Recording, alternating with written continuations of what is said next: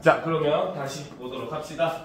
자, 오늘은 그래서 아까 방금 얘기했듯이 지금 이 단어는 여러분들 국어의 의문과 관련된 단어이에요. 알겠죠? 그래서 여러분들이 여기서는 의문의 변동 같은 어려운 내용들은 전혀 없고 그저 체계, 자음 체계, 모음 체계, 이중 모음 이런 개념들만 알면 되니까 여러분들 굉장히 쉽게 들어갈 수 있을 겁니다. 자, 그러면 처음부터 한번 살펴보도록 합시다. 자, 여러분들 책 폈죠? 그죠? 자, 찾았습니까? 그렇죠? 자, 여기 이 부분에서 우리가 지금 중요하게 봐야 될 것은 바로 의문의 개념, 종류 이런 부분에 대한 내용이에요. 알겠습니까? 자, 여기서 이제 이거는 교과서에만 나와 있는 장면 같은데, 자 보시면은 지금 이제 우리가 글자라고 하는 것들을 초성과 중성, 종성을 통해 가지고 우리가 하나의 음절을 이루어서 글을 만드는 이런 부분에 대한 그냥 간단한 그림입니다. 알겠죠? 자, 다음으로 넘어가면 여기서부터 핵심적인 내용이 드러나겠죠. 자, 아이들이 함께 놀면서 달과 돌을 넣어서 노래를 부르고 있다. 달과 돌은 무엇 때문에 다른 단어가 되는 것일까라는 거죠. 자, 여기서 이제 여러분들이 단어를 살펴보게 되면은 바로 달과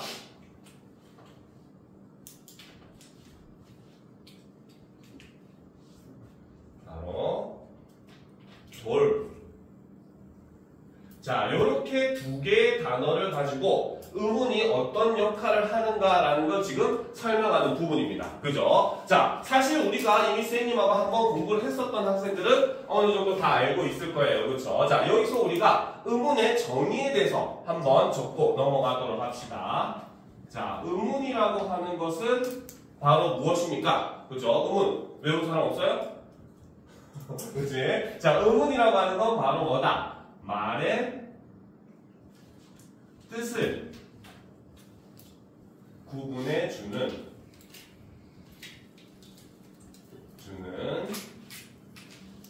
소리의 가장 작은 단위를 우리는 의문이라고 이야기를 합니다. 알겠죠? 자, 지금 여기서 예를 들어서 보여주는 것 자체가 바로 달과 돌이라고 하는 두 개의 단어가 어떻게 해서 의미가 달라졌는가라고 하는 걸 설명을 하는 부분이에요. 그렇죠? 지금 달과 돌을 쌤이 가만히 살펴보면은 쌤님이 여기 빨간색으로 즉 중성인 모음의 표시를 해놨죠. 그렇죠? 즉 이 두 개의 단어는 바로 뭐다?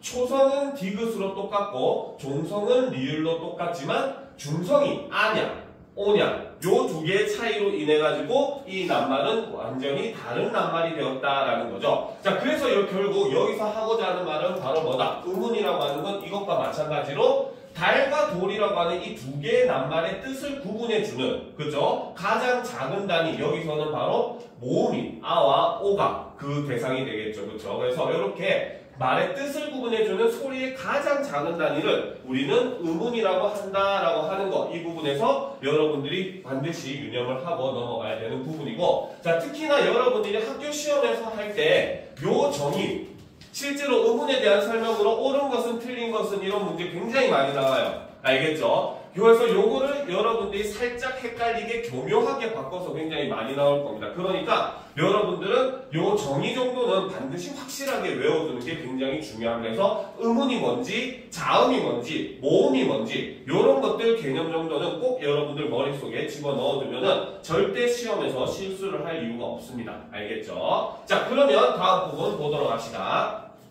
자, 다음 단어를 발음해보고 단어의 뜻을 구별해주는 요소를 찾아보자라는 거죠. 자, 여기서는 발과 첫 번째는 달이었어요. 그쵸? 자, 이 부분에서는 바로 무엇이 차이가 나서 바로 초성이, 그죠? 비읍된 디귿이 된 거죠. 그쵸? 그래서 초성에 의해서 의미가 구분이 되었다. 이렇게 볼 수가 있습니다. 그죠? 이해가 됩니까? 자, 그 다음 발과 볼을 보게 되면은 이제는 무엇에 의해서? 중성, 즉 아와 오에 의해서 의미가 구분이 되는 그런 내용이 되는 거죠. 자, 그리고 발과 밥, 요거 같은 경우는 바로 종성, 바로 리을과 비읍에 의해서 의미가 구분이 됩니다.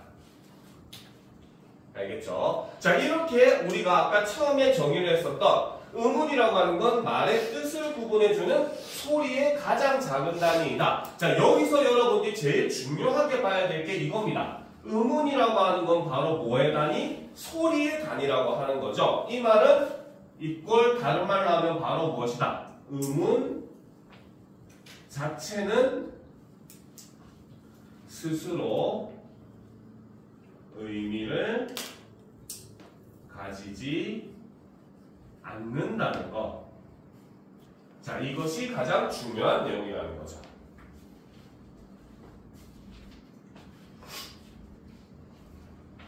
그래서 음운은 뜻을 구별해 주기는 하지만 자기는 뜻을 가지고 있지 않아요. 알겠죠? 이게 어떻게 보면 이 부분에서 여러분들이 알아야 될 가장 핵심적인 내용이 되는 겁니다. 알겠죠? 자, 그러면 이제 우리가 아까 했던 그런 내용들이죠. 다음 단어의 뜻을 어떻게 구별할 수 있을까 했을 때, 그죠? 그죠? 자, 여기서는 보면은, 자, 발과 발. 그쵸? 지금 여기서 보면은 두 개 같은 낱말입니다. 알겠습니까? 생긴 거는 똑같죠? 그쵸? 자, 그런데 여기에서 구별이 되는 것은 바로 무엇이다? 얘네들은 적어놓도록 합시다. 바로 소리의 길이에 의해서, 그쵸? 의미가 구분이 됩니다.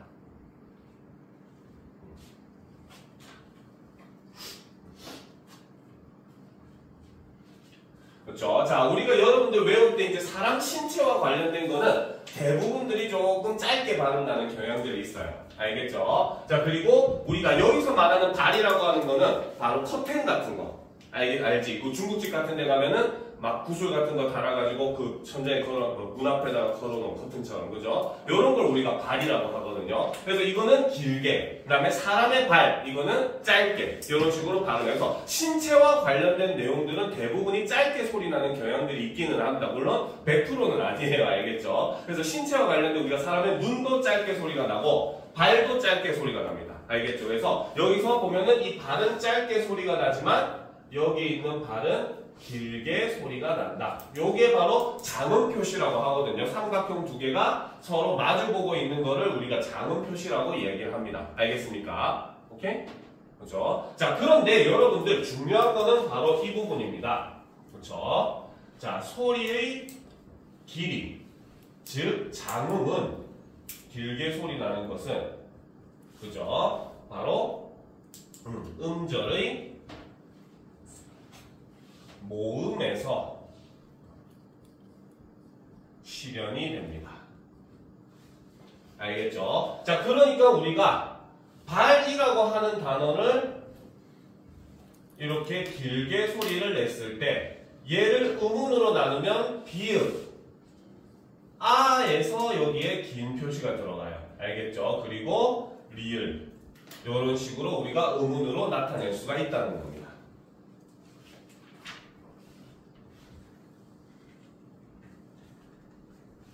자, 됐습니까? 자, 됐죠? 그쵸?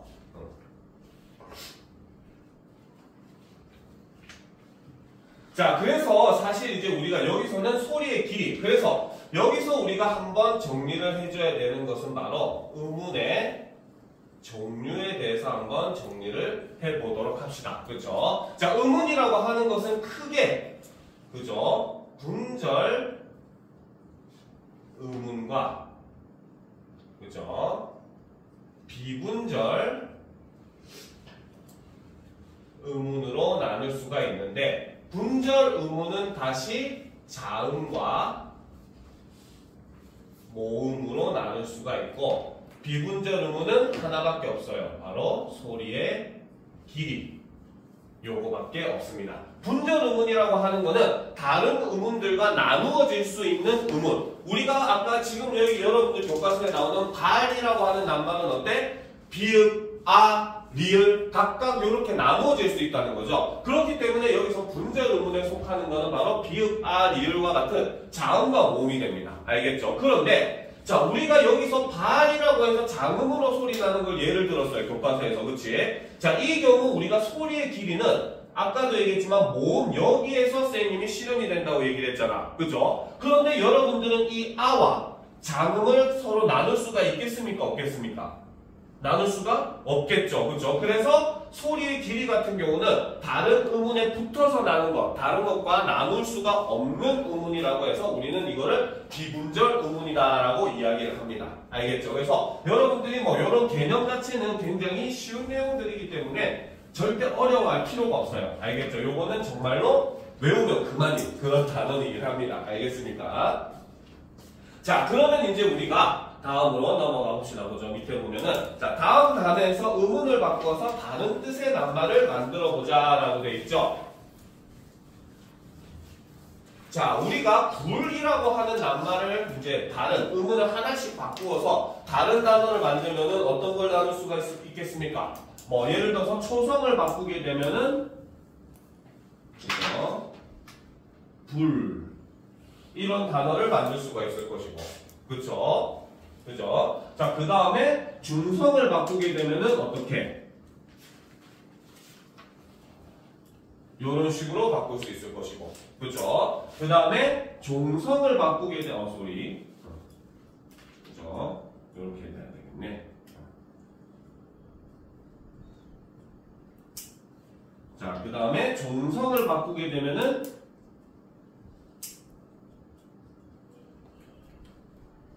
이런 식으로 바꿀 수가 있겠죠.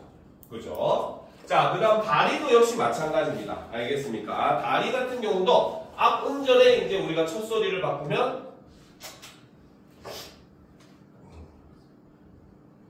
동물들을 살 때 마리 이런 말들 있죠. 그죠? 자, 그 다음에 어린아기들이 좋아하는 거, 그죠? 도리도리 할 때 도리. 그죠? 자, 그 다음에 그치? 이런 식으로 바꿀 수가 있고, 또 어떤 걸 바꿀 수 있을까? 마지막으로 보게 되면. 근데 교과서가 지금 되게 잘못 나와 있거든요. 그렇죠? 교사용 교과서가 완전히 잘못 나와 있어가지고 여기 학교 선생님이 혹시 막 도루 이렇게 써주는 선생님도 있을 것 같은데 이게 지금 잘못된 부분이기는 해요. 알겠죠? 자, 그런데 여기서 우리가 하나 짚고 넘어가야 되고, 물론 중학교에서 이 정도까지는 안 나오긴 할 겁니다. 알겠죠? 자, 요런 낱말들의 관계, 하나의 음음만이 지금 서로 차이가 나가지고 의미가 구별되는 이런 낱말들의 관계를 여러분들은 한 번쯤은 들어봤죠? 그쵸? 바로 새로운 학생들은 처음 들어봤을 거야. 이런 관계를 바로 우리는 최소 대립상 관계다. 이런 식으로 얘기를 하죠. 물론 중학교에서는 이 정도까지 나오진 않을 거예요. 아마 절대로. 알겠습니까? 이거는 여러분들한테 장담을 해줄 수가 있는데 이게 고등학교 가서도 거의 고2, 고3 돼야지 나오는 내용들이거든요. 알겠죠? 최소 대립상 관계는. 그래서 저거는 수능 공부할 때 다루는 내용이긴 한데 그래도 여러분들이 미리미리 한 번쯤은 들어놓도록 합시다. 개념 자체가 정말 어려운 건 아니죠. 이런 것들처럼 바로 뭐다? 오직 한 개의 음음만이 달라져가지고 의미가 구분된 낱말들의 쌍, 요 관계를 우리는 최소 대립상 관계다 라고 이야기를 한다는 겁니다. 알겠습니까? 자, 그런데 지금 여기서 이걸 보면서도 알겠지만, 그렇죠? 자, 바로 최소 대립상 관계 같은 경우는 꼭 한 음절짜리 낱말에서만 일어나는 건 아니에요. 두 음절 이상, 그렇죠? 대표적으로 그렇죠? 나무와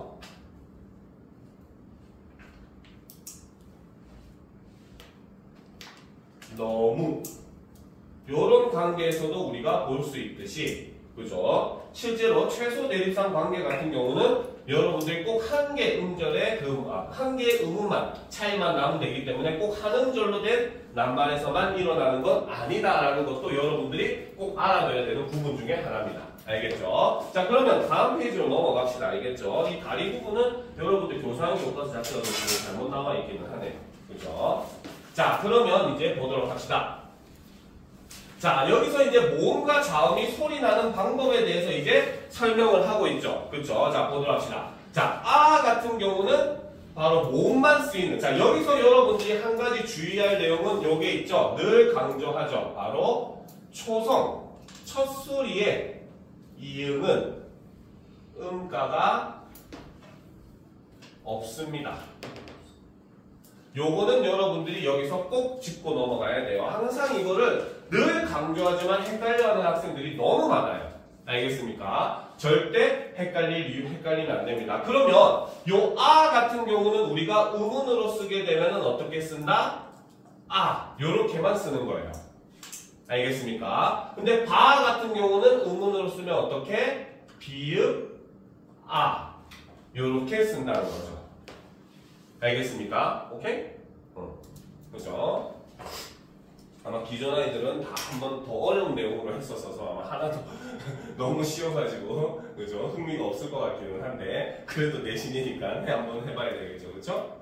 자, 보도록 합시다. 자, 그래서 이렇게 우리가 초성의 이음 같은 경우는 음가가 없는 것입니다. 그러면 얘는 모음 하나로만 이루어진 음절. 그 다음에 얘는 자음과 모음으로 이루어진 음절. 이런 개념으로 보시면 돼요. 알겠습니까? 자, 결국 여기서는 자음과 모음이 소리가 나는 방식에 대해서 지금 설명을 하겠다는 거죠. 자, 그러면 여러분들은 함께 이 부분을 정리를 하고 들어가 봅시다. 알겠죠? 자, 자음이라고 하는 거. 자, 하이라이트를 합시다. 자, 자음은 바로 무엇이냐? 바로 폐에서 나온 공기가 발음기관의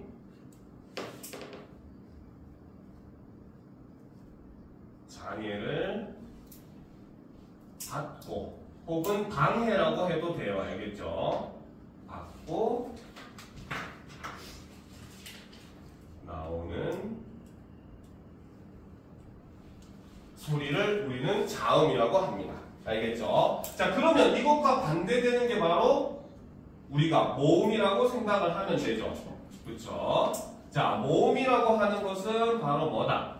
폐에서 나온 공기가 그렇죠?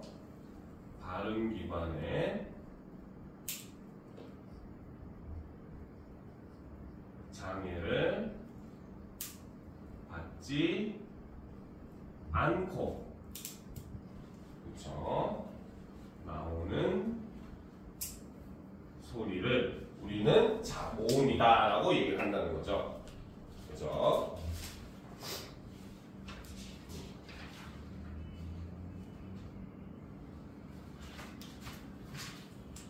자, 그러면 자음과 모음의 가장 큰 차이는 바로 뭐냐? 폐에서 나오는 공기로 인해서 나온다는 건 똑같지만 그럼 어떤 차이를 나오느냐? 바로 자음은 발음기관의 장애, 발음기관이 방해를 해서 나오는 소리가 자음이에요. 반면에 모음은 그 발음기관의 장애를 받지 않고 흘러나오듯이 나오는 소리라는 겁니다. 알겠죠? 여러분들 중학교 2학년 때 배웠었던 한글 창제 원리 한 번쯤 생각을 해보면 이해를 할 수가 있을 겁니다. 그렇죠? 한글 창제 원리를 보면 어떻습니까? 자음 같은 경우는 발음기관의 모양을 상형해서 그걸 본떠서 만들었다라고 얘기를 하잖아요. 그렇죠? 그렇게 할 수 있었던 이유가 바로 뭐 때문에? 자음은 발음기관의 장애를 받고 나오니까 그 장애, 방해를 주는 그 발음기관의 모양을 본뜨면은 자음의 기본자를 만들 수 있겠구나 해서 그렇게 만든 겁니다. 알겠죠? 반대로 모음은 아까 얘기했듯이 발음기관의 장애를 받고 나오는 소리가 아니다 보니까 얘한테 장애를 주는 발음기관이 없게 되는 것이고 그 말은 거꾸로 하면 본뜰 발음기관의 모습이 없었다는 거죠. 그렇죠? 그래서 세종대왕님이 바로 뭡니까? 여러분들 그때 배웠죠? 천지인 하늘, 땅, 사람이라고 하는 음양오행의 철학적 원리를 담아서 모음을 만들었다. 왜? 그럴 수밖에 없었던 어쩔 수 없는 선택이라는 거야. 왜?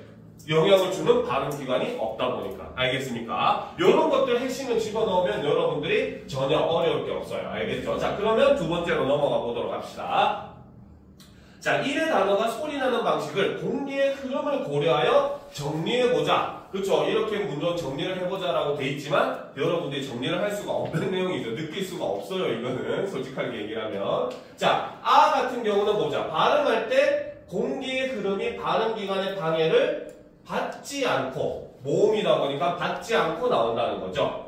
알겠습니까? 자, 그리고 바 같은 경우는 발음할 때 공기의 흐름이 발음기관의 방해를 받고 나온다. 자, 정확하게는 여기는 바가 아닌 요 비읍에 대한 설명이 되는 겁니다. 알겠죠? 그래서 자음 같은 경우는 발음기관의 장애를 받고 나는 거, 모음 같은 경우는 받지 않고 나온다는 거. 여러분들이 이런 개념을 이 부분에서 이해를 하면은 절대 어려울 게 없어요. 알겠죠? 자, 그러면 또 보도록 합시다.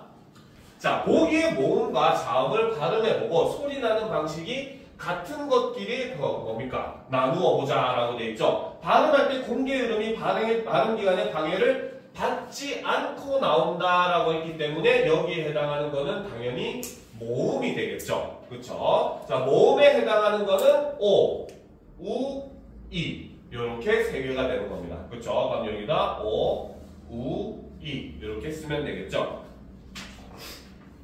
자, 그 다음 발음할 때 공개 이름이 발음기관의 방해를 받고 나오는 거는 자음이라고 했습니다. 자, 그러면 자음에 해당하는 거는 기역, 디귿, 그 다음에 지읒 이렇게 세 개가 되는 거죠. 기역, 디귿, 지읒 이렇게 세 가지가 바로 발음기관의 장애를 받고 나오는 자음이다라고 보시면 됩니다. 알겠습니까? 자, 그러면 이제 또 소리의 길이, 그렇죠? 요거 같은 경우는 자, 한번 살펴보도록 합시다. 자, 바로 비분절 의문에 대한 내용이거든요. 자, 밑줄 친 단어의 발음에 유의하여 다음 문장을 읽어보고 소리의 길이를 표시해보자라는 거죠. 자, 눈이 들어가서 차갑다. 그러면 앞에 있는 눈은 사람의 눈을 가리키겠죠. 그렇죠? 얘는 아까 선생님이 얘기했었죠. 사람의 신체와 관련된 건 대체적으로 짧게 소리가 납니다. 알겠습니까? 그 다음에 뒤에 오는 눈은 바로 뭡니까? 하늘에서 내리는 눈을 이렇게 얘기를 하죠. 그러면 자음 표시를 여러분들은 이렇게 해주면 됩니다. 알겠습니까?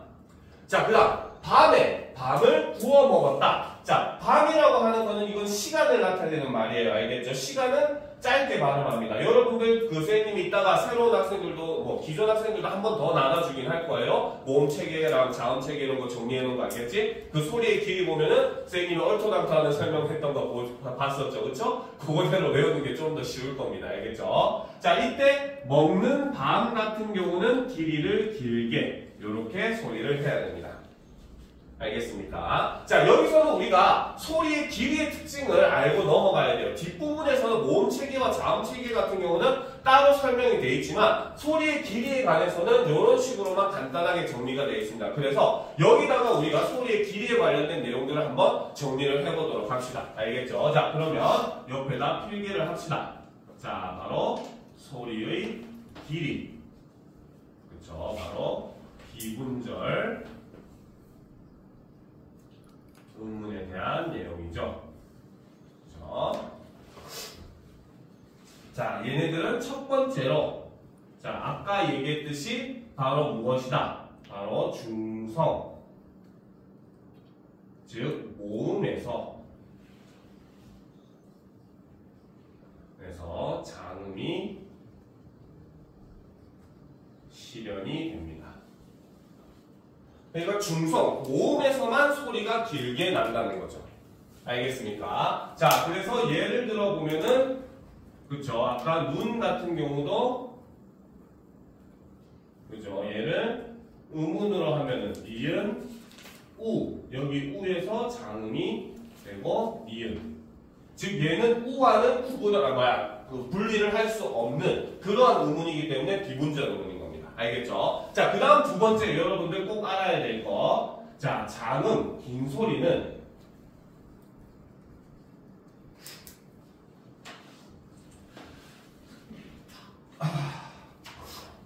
자, 어절의 첫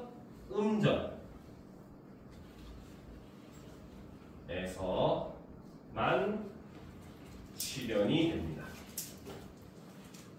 알겠죠? 즉, 한 뭉탱이의 단말들, 우리가 어절이라고 하는 거 여러분들 시험 때, 요즘은 서술형은 잘 안 보는 학교들도 많기는 해요. 알겠죠? 하지만 우리가 서술형 문제 같은 거 풀 때 보면은, 몇 어절로 쓰시오 했을 때 우리가 띄어 쓰는 단위로, 덩어리를 우리가 어절이라고 하잖아요. 그쵸? 그 어절을 기준으로 했을 때, 긴 소리라고 하는 건 오직 첫 번째 음절, 첫 글자에서만 실현이 됩니다. 둘째 이하의 음절에서는 실현이 되지 않아요. 알겠습니까? 자, 그래서 이거는 원래 같은 내용이긴 하지만 선생님이 여러분들 한 번 더 숙제하라고 따로 정리를 해줍니다. 알겠죠? 자, 그래서 장음으로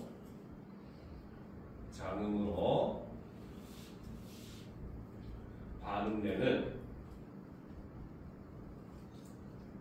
낱말이 합성이나 파생을 통해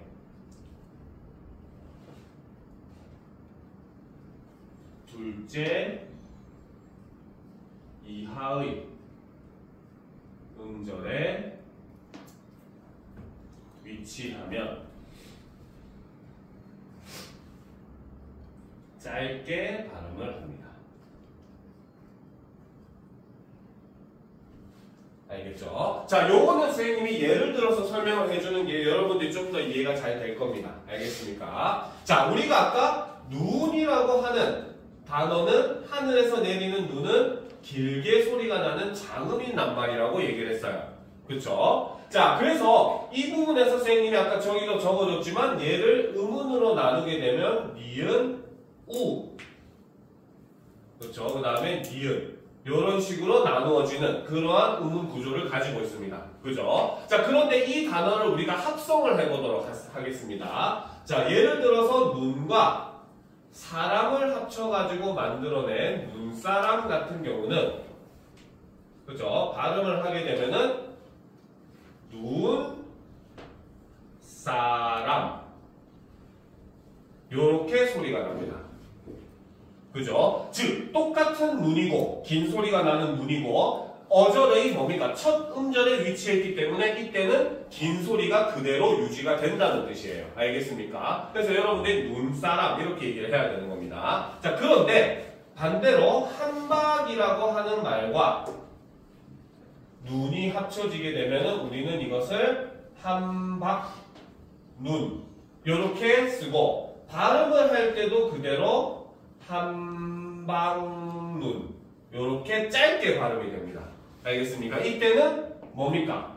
장음이 둘째 이하의 음절에 위치를 했기 때문에 장음이 실현이 되지 않는다는 거예요. 무슨 말인지 알겠습니까? 그래서 소리의 길이에서는 여러분들이 요거 하나만 주의를 하면은 절대 어려운 부분이 없습니다. 알겠습니까? 알겠죠? 그죠?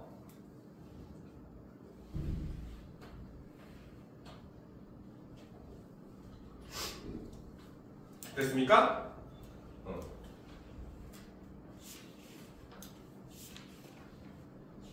다 적었어? 저 눈을 부릅뜨고 있는 저 표정.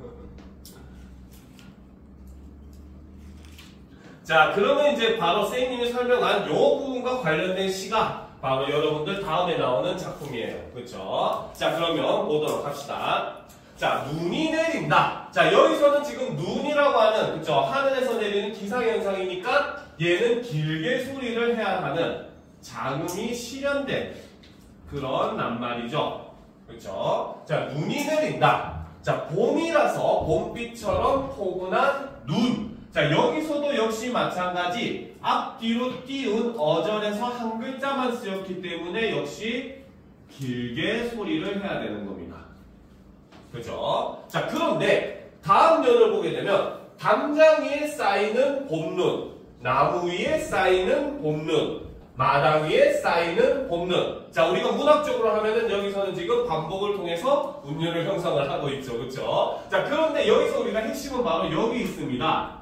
자, 이 봄눈이라고 하는 말은 봄이라고 하는 낱말과 눈이라고 하는 장음의 소리가 합쳐졌지만 얘가 합쳐져서 봄눈이 됐을 때는 둘째 이하의 음절에 위치를 해서 짧게 이렇게 봄눈 이렇게 짧게 발음을 한다는 거죠.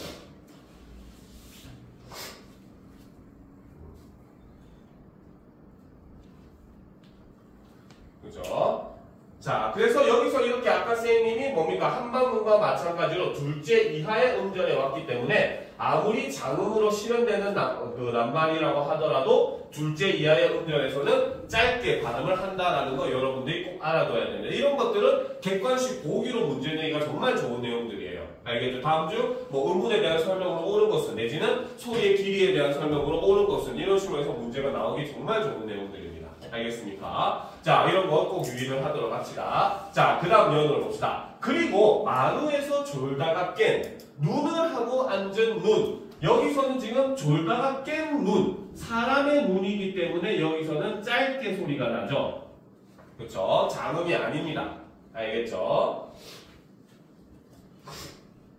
자, 그래서 그리고 마루에서 졸다가 깬 눈을 하고 앉은 새끼 고양이의 눈 속에서도 자, 이것도 역시 신체를 나타내는 말이기 때문에 짧게 이렇게 발음을 해야 되는 거죠. 그래서 새끼 고양이의 눈 속에서도 내리는 봄눈, 여기서도 합성이 일어났기 때문에 짧게 이렇게 소리를 해야 되는 겁니다. 자, 그러면 이거 같은 경우는 여러분들 시험 문제가 딱 보이죠?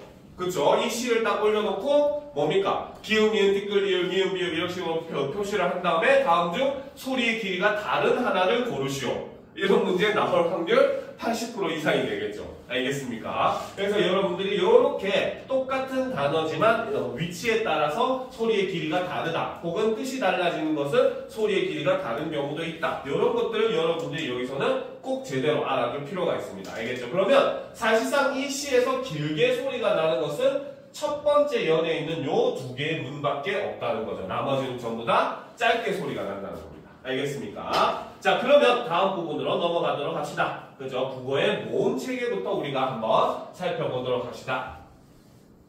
자, 준비됐죠? 자, 보도록 합시다. 아니다. 자, 그러면 우리가 그 내신 시간 때 간단하게 우리가 끊어서 할 건데 오늘 같은 경우는 이렇게 3번 끊어서 하도록 합시다. 알겠죠? 그러면 지금부터 정각까지 우리가 10분 동안 쉰 다음에 본격적으로 모음체계, 자음체계에 대해서 한번 들어가도록 합시다. 알겠습니까? 잠시 또 졸린 학생들도 있는 것 같으니까 잠시 10분 쉬었다가 하도록 합시다.